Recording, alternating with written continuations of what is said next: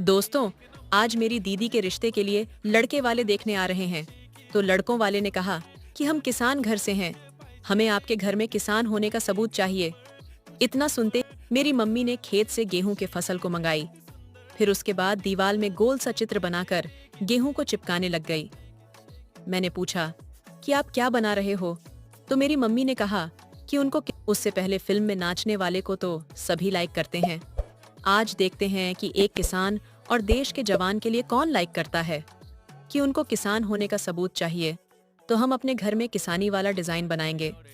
सभी गेहूं को चिपकाने के बाद लास्ट में मेरी मम्मी ने मेरी दीदी और जीजू के फोटो को इस डिजाइन